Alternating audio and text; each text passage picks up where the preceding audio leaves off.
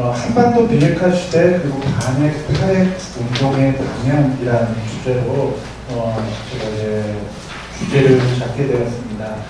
이미 비핵화가 이루어진 것은 아니지만 이제 공공연하게 한반도 비핵화라는 말들이 이제 회자되고 있죠. 이 시대에 그렇다면 핵발전이나 이 핵에 대한 우리의 자세가 어떻게 되는가, 이 시대에 그 부분에 대해서 제가 좀 얘기를 나눴으면 하는 마음에서 그것들에 대한 제 나름대로 아주 개인적인 그 관점들에 대해서 이렇게 좀 정리를 해봤습니다.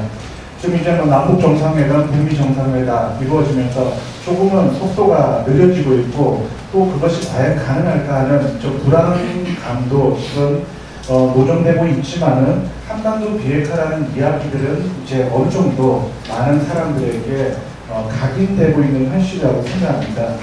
제가 하고자 하는 이야기는 이 시대에 한반도 비핵화가 제대로 이루어지려고 그러면 기존의 핵발전을 반대하던 사람들과 그 다음에 핵무기를 반대하던 이 그룹들이 서로 통합적으로 이 문제를 다루어야 될 때가 아닐까 하는 의미에서 제 나름대로 이 글을 정리하게 되었습니다. 그래서 지금 핵의 역사에 있어서 남한과 북한의 핵의 역사가 어떻게 이루어졌는지 그리고 핵발전에 대한 운동들이 어떻게 이루어졌는지를 좀 역사적으로 좀 풀어봤습니다.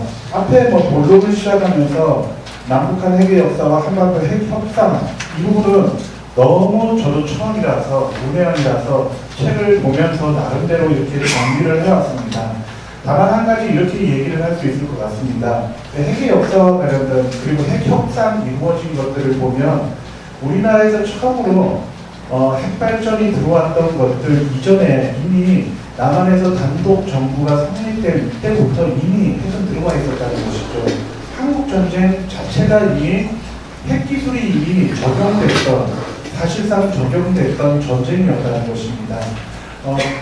어떤 분은 이제 정우식 선생님 같은 건 얘기하죠. 왜 평양에 지하철이 깊이가 200m 깊이 지었느냐. 미국의 핵공격이 있을 걸 우려해서 북한 정권에서는 그렇게 깊이에다가 지하철을 설치할 수밖에 없었다는 것이죠. 원래 한국전쟁 당시에도 핵무기를 쓰려고 많이 노력을 했었죠. 레버드 장군을 비롯해서. 그리고 아예 북한 쪽에다 핵무기를 투하하는 모의 시험까지 이 한국전쟁 당시에 이미 했었습니다. 그러나 정말 다행히도 핵무기가 실제적으로 사용되지 않았다는 것뿐인 것이죠.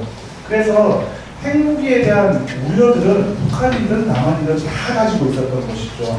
히로시마 나가사키에서 1945년 하필 또 오늘이 나가사키에서 핵폭발이 일어났던 그 날이기도 하죠. 많은 분들이 돌아가셨죠. 그렇기 때문에 한국은 이렇게 분단이 된 이 순간부터 핵기술에 대한 우려들을 다 가지고 출발할 수밖에 없었기 때문에 북한 입장에서도 체제를 유지한다는 건 단순히 이걸 유지하기 위해서라도 남한 입장에서도 어떻게 하든지 핵기술을 통해서 어떻게 보면 북진 통일을 이루겠다는, 그리고 초대 대통령이 이승만도 그리고 정말 박정희 대통령도 이 핵기술을 어떻게 하든지 개발하게 해서 항상 끝까지 노력을 해왔던 것이죠. 그래서 아예 우리나라로 치면 박정희 정권 때 이미 프랑스로 통해서 핵 재처리 시설, 농축 시설을 들여오려고 많이 노력을 해왔었죠. 그래서 미국과 끊임없이 부딪혔죠. 부딪히면서 이 핵기술이 이루어졌는데 다만 핵무기를 못 만들게 되니 어쩔 수 없이 핵발전으로 우회하는 방식으로 들어왔던 것이죠. 박정희 정권 때 월성 1호기 캐나다 신주력 이게 들어왔던 첫 번째 이유는 그래야지 고준위 핵폐기물이 많이 나오고 그것을 통해서 재처리를 통해서 핵무기를 양산할 수 있는 플루토늄을 훨씬 더 원활하게 할 수 있기 때문에 월성 핵발전소가 캐나다에서 도입됐던 이유였던 것이죠. 근데 다시 말하면 핵발전이라는 자체는 이미 정권 차원에서 핵무기를 염두에 두고서 들어왔다는 것이죠. 염두에 두고서 핵무기 자체를 할 수가 없었기 때문에 어쩔 수 없이 우회했던 것이라는 겁니다.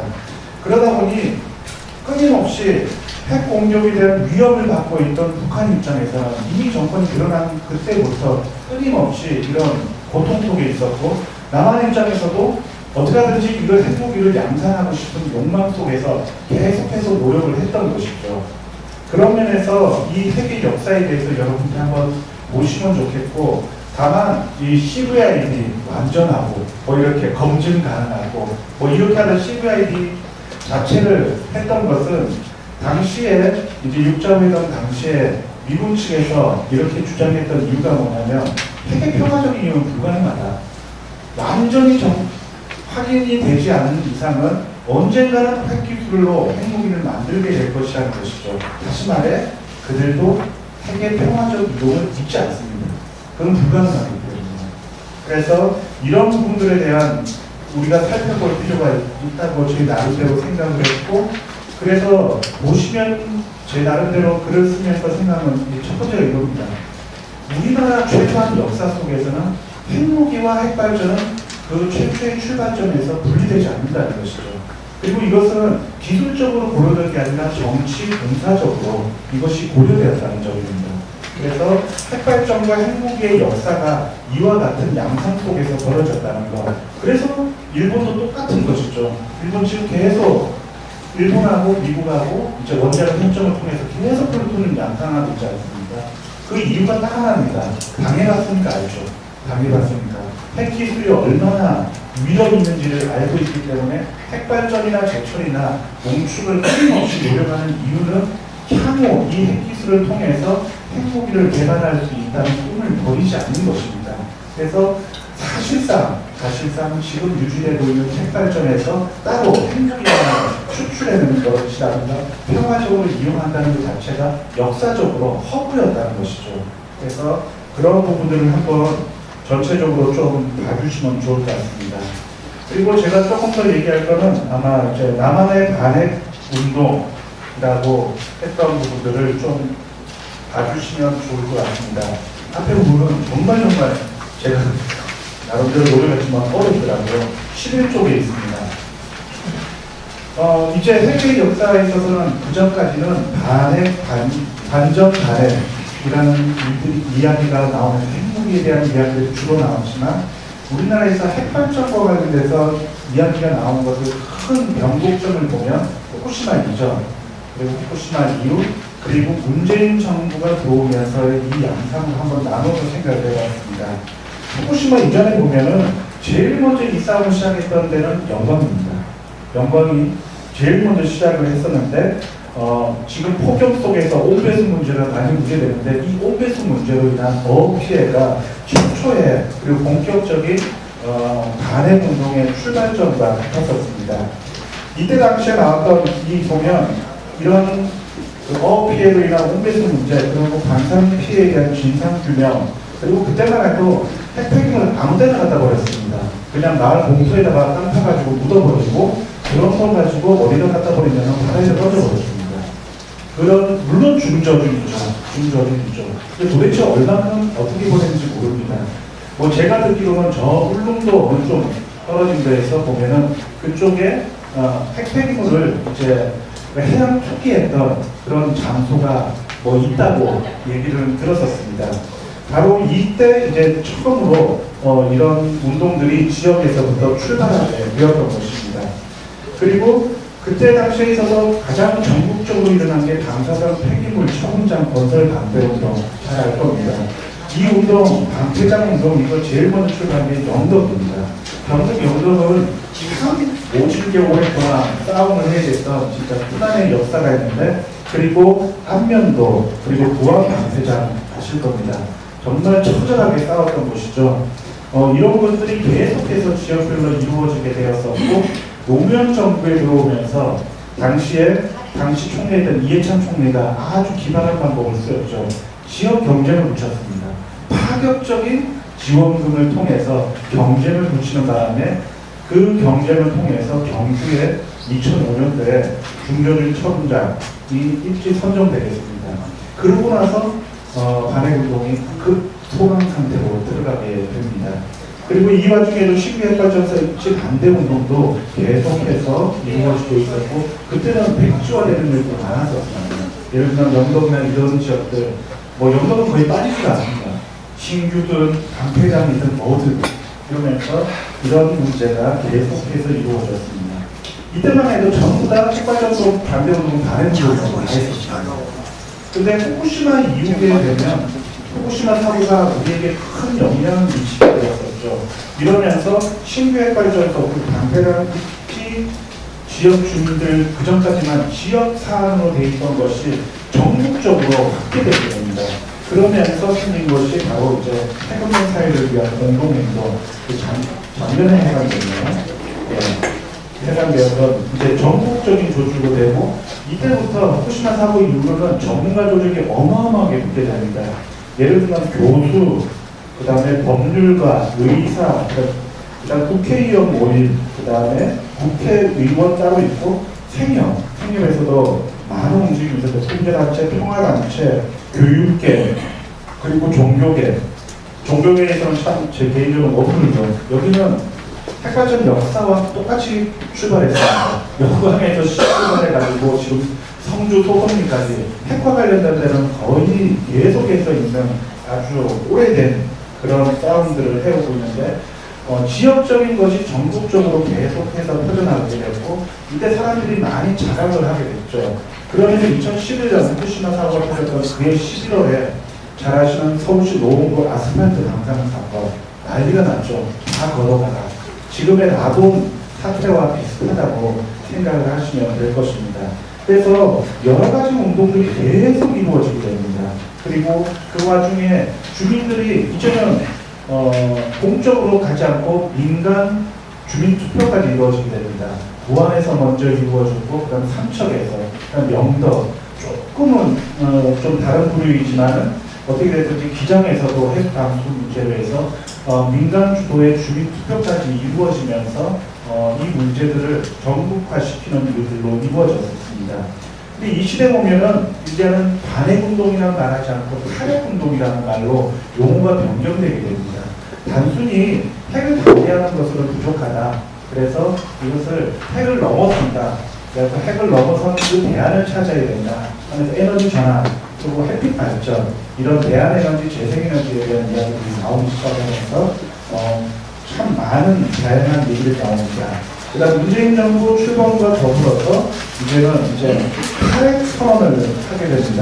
탈핵 선언을 2017년 6월 10일 고리로기 연구조우리 3호실에서 원전 정책을 전면적으로 재검토해 원전 중심의 발전 정책을 폐기하고 탈핵 시대로 가겠다라고 했지만, 안타깝게도 공약을 다 파기하게 되죠. 신고력을 포기, 결국은 백지화하겠다는 공약을 깨버리고 공론화를 통해 가지고 다시 짓게 됩니다. 그리고 어떻게 보면 그 이후로 계속해서 끊임없이 사고가 터져나오기 시작했었죠. 특별히 대전을 중심으로 하는 이제 원자력 연구원에서 방사선 폐기물 무단 폐기와 같은 일로 계속 일어나게 됐습니다. 그리고 지금도 다시 한번 공론화를 통해서 어떻게 보면 입장을 변경했기 때문에 고순위 핵폐기물 지금 공론화를 위한 준비위원회가 준비단이 출범을 하고, 이것이 올해 하반기에 본격적으로 다루어질 즈음에 이르게 되었습니다. 이런 상황 속에서 제 나름대로 한반도 비핵화 시대의 새로운 반핵운동을 어떻게 해야 될까 하는 것에 제 제안인 것입니다. 반핵에서 탈핵으로 바뀌어왔습니다. 근데 이제는 다시 탈핵에서 새로운 반핵으로 바뀌어야 되지 않을까 하는 제안입니다. 1980년대 제일 처음으로 핵발전 반대했던 지역이 영광이었죠. 근데 영광에서 속된 말로 데모할 때 쓰던 구호가 이렇습니다. 핵발전 강제건설, 미국은 각성하라, 양키고, 이런 게 핵발전을 반대하는 시위에서 나왔던 구호였습니다. 물론 이 지역에서는 아무래도 광주 민정원에 영향도 있었고, 또 민중들 주민들이 여기에 총학생회 농민회들이 직접 참여하면서 이루어졌게 됐었는데, 이 시대에 한반도 비핵화 시대에 있어서는 과연 핵발전과 핵무기를 구분한다는 것이 필요할까? 그리고 이것을 우리가 구분하면서 이루어지는 일들, 어떻게 보면 넘어가는 일들에 대해서 다시 한번 생각할 필요가 있다는 것이죠. 이제는 거의 핵발전은 그냥 단계적으로 폐쇄를 하면 된다. 그리고 대안을 모색해야 된다는 탈핵이라는 것이 더 이상 핵발전을 닫는 일에 있어서 큰 역할을 하지 않고 있다는 생각을 해보고 있습니다. 왜냐하면 문재인 정부에서도 탄핵 시점은 거의 2080년입니다. 여러분 2080년도에 살아계신 분이 몇 분 계실까요? 다시 말하면 핵발전이 없는 세상을 지금 이대로 얘기한다면 여러분이 죽을 때까지는 보지 못한다는 것입니다. 과연 이것을 좀 핵으로부터 자유로운 사회를 구현한다고 할 수 있을까라는 점에서 우리는 핵에 전면적으로 반대한다는 것을 원칙적으로는, 최소한 원칙적으로는 내세울 필요가 있지 않을까 하는 생각이 듭니다. 두 번째가 핵무기와 핵발전 모두를 거부하는 반핵운동입니다. 아까도 얘기했지만 원자력 기술 그 자체가 평화적 이용이 불가능합니다. 불가능합니다. 제가 여기 보면 기시 노부스케라는 이 핵기술 개발의 여백기에 일본 총리를 했던 사람의 책으로도 나오는데 이 사람도 아예 대놓고 써놨습니다. 지금은 핵발전하지만 이 기술을 확보하고 나면 나중에 써먹을 수 있을 것이다 라고 했고요. 이승만 대통령도 이것을 염두에 두고 핵기술을 들여왔습니다. 그리고 박정희도 다 그렇게 했던 것이죠. 지금까지 우리는 핵의 평화적 기용이라는 말을 너무나 당연하게 받아들이고 있었지만 우리의 역사속에는 한 번도 평화적 이용을 고려한 적이 한 번도 없었습니다. 아까도 얘기했지만 미국이 북한에 대해서 그렇게 CVI라는 말을 했던 이유는 딱 하나입니다. 평화적 이유는 불가능합니다. 불가능하기 때문에 완전히 제거하지 않으면 안 된다. 완전히 제거하지 안 된다는 것을 잘 알고 있기 때문인 것입니다. 그런 면에서 지금 이 시대에는 저는 이것이 당장 이루어질 거라고 기대하지는 않습니다. 그러나 핵발전과 핵무기를 구분한다는 것 자체는 이제 더 이상 의미가 없고 과학적으로 논리적으로 이것은 의미가 없기 때문에 이 둘을 함께 묶어서 우리가 고민을 시작해야 될 때가 아닐까 하는 생각을 해봅니다. 세 번째가 고준위 핵폐기 문제를 중심에 둔 반핵운동입니다. 제가 이 고준위 핵폐기물을 특별히 염두에 둔 것은 이겁니다. 이게 거의 기술적으로 이 핵무기를 만드는 가장 중요한 것이죠. 고준위 핵폐기물을 다룬다는 것은 영구 처분장을 쓰지 않고 재처리를 한미 원자력 협정을 통해서 재처리를 하게 되는 것, 농축한다는 것, 이건 사실상 핵무기를 개발하겠다는 것과 똑같습니다. 사람들이 제가 핵발전소에 제일 먼저 들어갔던 때가 언제냐면 2000년입니다. 2000년. 좀 오래됐죠. 그때 당시에 야매로 좀 들어갔습니다. 고리핵발전소에. 그때는 그 안에 습식 저장, 수조에다 담가놓지 않습니까? 고준위 핵폐기물. 거기 이상한 거적대기 하나 있고 그 근처로 들어갔어요. 그때만 해도. 그러니까 들어가서 나올 때 먼지 앉으면 에어 샤워해야 되고 두 번, 세 번 해도 안 되면 이제 옷 다 벗고 이제 샤워까지 해야 되는데 한 번 정도 빠꾸 내고 나오긴 나왔습니다. 그때 당시에 기술자들이 하는 말이 딱 하나가 이겁니다. 우리나라는 지금 당장 미국이 허락한다면 6개월 내에 핵무기를 만들 수 있습니다. 우리는 언제든지 빨리 핵무기를 만들어야 됩니다. 이 사람들은 애국한다고 생각하고 핵발전소에서 일하는 사람입니다. 근데 이 사람들은 끊임없이 핵무기를 염두에 두고 있었어요. 고준위 핵폐기물이 얼마나 민감하냐면 미국이 끊임없이 한미 원자력 협정을 하면서도 고준위 핵폐기물을 어떻게 하든지 재처리하는 것을 막으려고 하는 것들은 이것이 핵무기로 간다는 걸 너무나 잘 알고 있었기 때문이죠. 그런 면에서 고준위 핵폐기물 이 문제에 대해서 우리가 끊임없이 잘 봐야 된다는 것이죠. 그런 면에서 고준위 핵폐기물이 양산되고 있는 핵발전소와 그것을 연구하고 있는 대전의 상황들을 우리가 잘 봐야 되지 않을까 하는 생각을 해보고 있습니다. 예, 그 부분들을 한번 보시면 되겠고요. 그리고 이거는 잘 아실 겁니다. 핵폐기물 처분장 없습니다. 어느 나라도 단 한 군데도 없습니다. 미국도 없죠. 예, 한 군데도 없습니다. 하다 안 되니까 외국에다가 다 팔아놓으려고 했죠. 호주에다 보내려고 생각을 했고, 옛날에는 몽골에다가 보내려고. 그때 당시에 미국, 일본, 몽골, 세국, 3국이 고준위 핵폐기물 저장을 가공하는 국제 핵폐기물 처리장을 몽골에다가 지으려고 외교문서까지 만들기로 했었습니다. 그리고 대만에서는 1997년에 핵폐기물을 북한에 운송하려고 계획 가지고 많이 했었습니다. 그때 당시 환경운동하는 사람들이 참 많이 반대를 해왔던 것이죠. 이게 윤리적인 문제인 것이죠. 그래서 지금 현재 핵발전소 주변 지역 그리고 핵발전소 내부에다가 이 천문장을 만든다는 그 자체가 가지고 있는 가공할 위험들에 대해서 우리가 끊임없이 관심을 가져야 될 것 같습니다. 네 번째가 에너지 전환 논리로부터 국민판 다해운동. 참 이게 제가 예민할 수도 있습니다. 에너지 전환하고 핵 발전하고 재생가능한 에너지 하면 자연스럽게 핵으로부터 자유로워지지 않을까. 저는 상당히 어렵다고 지금 생각하고 있습니다. 그 운동의 진정성은 믿지 않는 게 아닙니다. 이게 어느 날 갑자기 어떤 핵발전을 모두 수급할 수 있느냐, 단계적으로 가야 되지 않느냐 하면서 에너지 믹스라는 말을 합니다. 에너지 원들을 섞어서 그 비율을 핵발전을 줄여가고 석탄화력을 줄여가고 재생가능 에너지를 늘려가자는 건데 더 이상 핵발전소는 문을 닫는 게 없습니다. 지금 고리이동이 이건 문재인 정부의 성과였습니다. 사실상 박근혜 정부 때 문 닫은 거랑 마찬가지입니다. 어느 정도냐면 고리이동이 폐기를 위한 운동을 할 때 부산 바다지가 어느 정도냐면 이거는 관변단체고 뭐고 전부 다 달려갔습니다. 다 결합해서 고리이동이 문 닫아야 된다고. 그때 당시 부산에서는 고리이동이 문 닫는 건 기정사실입니다. 고리이동이가 폐쇄된다는 선언이 나오자마자 제일 먼저 길거리에 플랜카드가 보는 게 그때 당시 새누리당이 있습니다. 부산시내 온데 도배를 했습니다. 고리이동은 기정사실이었습니다. 그럼 문재인 정부 들어가는 다른 게 뭘까요?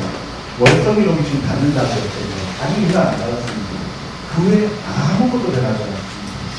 그러면서 신고리 월북이 공론화가 벌어졌습니다. 어떤 일이 벌어졌냐면 공론화가 끝나고 난 뒤에 청와대에서 나오는 게 아니라 이제 우리는 탈핵 정책이라는 말을 쓰지 않겠습니다. 에너지 전환 정책이라는 말을 쓰겠습니다. 라고 공식적으로 얘기했습니다.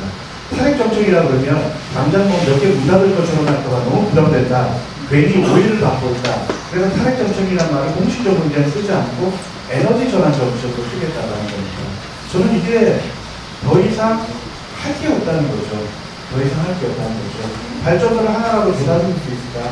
저는 별로 믿지 않습니다. 정말 그 진정성이 보려면 한 월성 2호기에서 4호기 하나 쭉 닫아주고 뭔가가 이루어지는 건데 그런 움직임이 없으면서 에너지 전환을 하면서 이 상태에서 정체로 가게 된다는 것이죠. 그래서 에너지 전환 운동하시는 분, 햇빛 발전에서 애쓰신 분들 정말 많습니다. 그 노고들을 알고 있지만 누군가는 오로지 핵을 반대하는 것으로 집중해야 될 필요가 있지 않을까 하는 생각을 해봅니다. 지금 현재 상황에서는 반핵 운동은 마이너가 될 거다. 그런 관심 없습니다. 더 이상 관심이 없고 에너지 전환으로 대거 건너가고 있습니다. 대거 건너가고 있는 이 와중에 이제 탄핵에 대한 목소리도 계속 줄어들 수밖에 없습니다. 왜냐하면 대중적으로 싸울 수 있는 게 없어요. 사람들이 해봤자 안 될 거다. 정권을 믿어보자, 기다려보자. 이 정도에서 계속 진행되는 것들에 대한 문제점들을 보게 되었습니다. 그리고 평화운동으로서 새로운 단핵운동, 시간이 많이 지났죠. 3분의 1을 하겠습니다. 제가 이거는 결국은 이게 핵무기와도 관련된 것인데 이 평화를 최종적인 목적으로 가져가지 않는다면 핵기술과 이 문제에 대해서 대응할 수 없다는 것입니다. LPT 핵기술 이걸 보면은 평화적 이용 가능하다고 합니다. 그랬더니 인도 어떻게 했습니까? 1974년에 첫 번째 핵실험을 했습니다. 그러면서 얘기했던 게 우리는 도둑이나 이런 건설을 위해서 필요해서 폭파 실험을 했다. 마치 다이나마이트 실험하는 것처럼 우리는 평화적 이용을 위해서 핵 개발을 했기 때문에 문제없다 해서 사실상 보유국이 되지 않습니다. 그래서 이건 더 이상 의미가 없다는 것입니다. 또 오늘날 이 운동이 이제 한반도 비핵화 시대에 과연 가능하려고 한다면 저는 이 단핵 운동으로 가야 되지 않을까. 단순히 그 다음 대안을 얘기하는 것들 너무나 우리에게 조금은 아니랄 수 있다는 생각을 해보게 됩니다. 그런 면에서 오늘날 얘기해야 될 것들 중에 제가 한 가지 해봤으면 하는데 우연찮게 국회 자료를 보면서 생각하는데 지금 탄핵을 선언한 모범적인 국가로 우리가 독일을 치고 있습니다. 독일에서 2020년 나라겠다. 22년 되면 이제 없는 거죠. 최소한 없는 거고 핵이란 문제로만 이제 고생을 하겠지만 유럽에서 제일 핵무기가 많은 나라가 독일입니다. 전술 핵무기가 한 60개. 주도 미군의 전술 핵무기이긴 합니다. 그 사람은 핵발전은 문을 닫지만 핵무기 문제에 별 관심이 없다는 거죠. 과연 이것이 올바른 것일까? 이 시대에 정말 제대로 된 것이 이루어지기 위해서는 우리가 더 선도적으로 갈 수 있다는 것이죠. 핵무기가 핵발전을 통해서 다시 양산될 수 있다는 것이죠. 핵보유국은 핵무기에서 출발해서 핵발전으로 내려가 있습니다. 근데 우리나라와 일본, 이 후발주자들은 핵발전을 통해서 핵무기로 나아가려고 끊임없이 노력을 하고 있습니다. 저는 정말 믿습니다. 이 연구가 주자들 중에서는 언젠가는 핵무기를 만들어낼 수 있을 것이라고 호시탐탐 노릴 것이고, 그래서 노무현정부 때도 몰래 개발하다가 농축하다가 들켜가지고 난리가 났죠. 아예 사찰 들어오고 어디 보면 그렇게 서약하고 다시는 안 그러겠다 하면서 넘어갔던 적이 있었었죠. 이런 일들은 틀림없이 이루어질 거라는 것이죠. 그런 면에서 이 시대에 우리가 다시 한번 평화라는 규칙을 내세우면서 핵발전과 핵무기를 통합적으로 바라보면서 이 반핵이라는 말로 다시 한번 새롭게 이 운동을 출발할 필요가 있지 않을까 하는 생각을 해봅니다. 죄송합니다. 너무 길었습니다. 이상입니다.